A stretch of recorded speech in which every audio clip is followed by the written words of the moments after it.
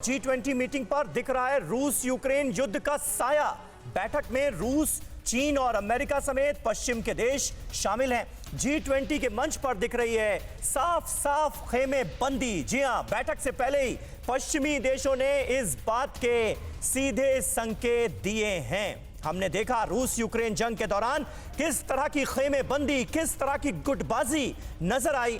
तो क्या G20 summit के दौरान भी गुटबाजी का ये साया नजर आएगा? सुरभि, समीर, सवाल यही है, वाज इट एक्सपेक्टेड? इस बारे में अपने एक्सपर्ट से करेंगे बात, लेकिन G20 मीटिंग में रूस वर्सेस पश्चिम को लेकर ये इनपुट अब आपके सामने।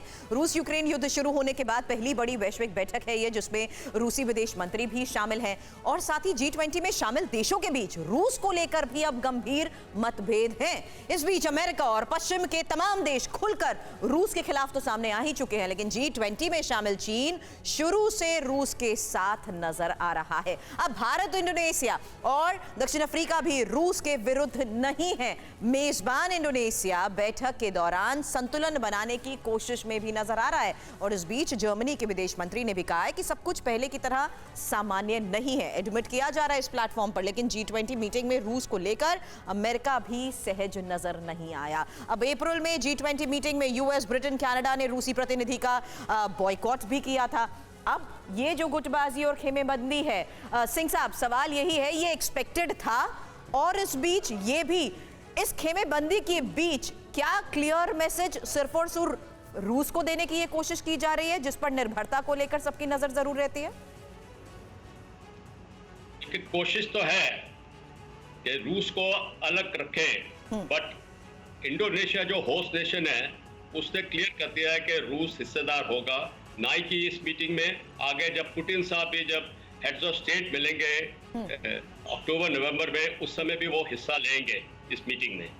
अभी अमेरिका की पूरी कोशिश है कि जहां तक रूस को जो उसने इकोनॉमिक सैंक्शंस लगाया और आगे बढ़ाएं, पर वो नाकाम होए इसके ऊपर, और वो सिचुएशन में बदलाव नहीं आएगा, बल्कि जितने भी वेस्टर्न देश हैं और अमेरिका है, इनके ऊपर नुकसान ज्यादा हो रहा है। आप देखें, इन्फ्लेशन जो है अमेरिका को 8% पे हाई है उनका कितने सालों के बाद, और मोस्ट इफेक्टेड है उस अमेरिका इसमें।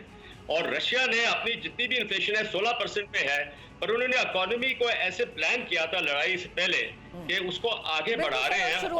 शुरुआत से ही जब आप लोग भी यहाँ स्टूडियो में मौजूद रहते थे तो हम इस पर चर्चा करते थे कि युद्ध तो चल रहा है इतने दिनों से, लेकिन रूस की इकोनॉमी पर बहुत ज्यादा असर पड़ता हुआ नजर नहीं आ रहा है, क्योंकि उसकी प्लानिंग पुतिन ने पहले से कर रखी थी। इन सब से इतर मेरा सवाल निनाद सर आपसे ये है, चीन और भारत को लेकर के कयास इस बात के भी लगाए जा रहे हैं कि पूर्वी लद्दाख में जो पीएलए और इंडियन आर्मी के बीच में टेंशन समय समय पर देखने को मिलती है, एलएसी पर टेंशन बरकरार है, इसलिए कमांडर लेवल की अब तक कई बार बैठक भी हो चुकी है, लेकिन कोई समाधान इसमें नहीं निकला है।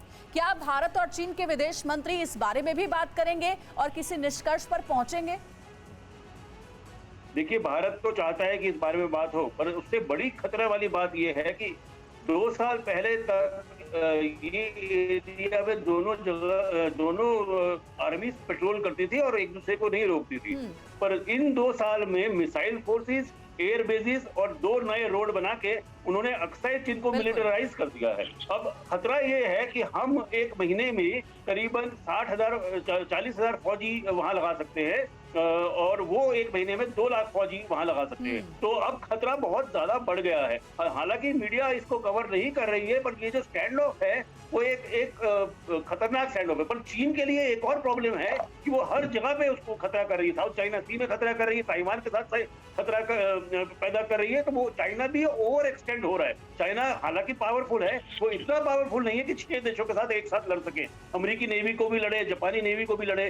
तो मुझको लगता है कि चाइना पे भी प्रेशर है कि किसी तरह का एक स्टैंड स्टिल, अगर वापस भी नहीं जाते, एक स्टैंड स्टिल एग्रीमेंट किया जाए जो स्टेटस को पे लगे। और एक और भारत के लिए इस G20 समिट में एक बहुत बड़ी पेचीदा प्रॉब्लम है, जो रूस और चीन की दोस्ती बढ़ रही है, उससे हमारे और रूस के रिश्तों पे क्या फर्क पड़ेगा। क्योंकि अब ऐसा लग रहा है कि एक नया कोल्ड वॉर हो रहा है, जिसमें एक चाइना और रशिया ब्लॉक है। तो ठीक क्या है। हमारा जो ठीक है पुराना एसवीपी 50 सिंह साहब, लेकिन ये भारत की तरफ से जो मैसेजिंग की गई है चीन और पाकिस्तान जैसे मुल्कों के लिए, अब आप देखिए कि आज दुनिया में जो हालात हैं, भारत की विश्व नीति का मोर्चा जो है वो बुलंद नजर आता है और चीन और पाकिस्तान कई मोर्चों पर, कई वैश्विक मोर्चों पर पूरी तरह से घिरे हुए नजर आते हैं। ये जो समिट हो रही है, आर्थिक हालात पर तो चर्चा होगी, लेकिन आतंक का मुद्दा भी तो उठेगा, क्योंकि कहीं ना कहीं अगर हम एक दूसरे के बॉर्डर्स का सम्मान नहीं कर रहे हैं, आतंकवाद को बढ़ावा देने की कोशिश कर रहे हैं, तो ये सारी स्थितियां भी क्या असर डाल रही हैं इकोनॉमी पर दुनिया की? इससे भी तो दुनिया वाकिफ है। समीर देखिए, बेसिकली ये G20 तो है वैसे इकोनॉमिक और फाइनेंशियल सिस्टम्स के ऊपर, और उनका ज्यादा मुद्दा यह है फूड, एनर्जी, एग्रीकल्चर प्रोडक्ट्स को कैसे हमने उसको आगे बढ़ाना है इस कष्ट के समय पर। यस, ये जो टेररिज्म है, अभी यूनिवर्सली जो भी पैक्ट्स हैं, जो भी ऑर्गेनाइजेशंस हैं, उसको बहुत ज्यादा महत्व दे रहे हैं और इसका डिस्कशन जरूर होगा। और पाकिस्तान का नाम हमेशा नंबर 1 होता है टेररिज्म के लिए। चीन इस समय टेररिज्म, काउंटर टेररिज्म के इसमें नहीं पड़ रहा, क्योंकि वो अपने आप को मजबूत कर रहा है इस समय, और उसको वैसे ही अपने प्रॉब्लम है ईस्ट एशिया में। अमेरिका ने उसको दबाया हुआ है ताइवान में, जापान भी आके दिखा रहा है, डिफेंस बजट उसने बढ़ा लिया अपना। साउथ कोरिया में F-35 एयरक्राफ्ट भेज दिए हैं अमेरिका ने, और बहुत कारगर हवाई जहाज है ये फाइटर एयरक्राफ्ट।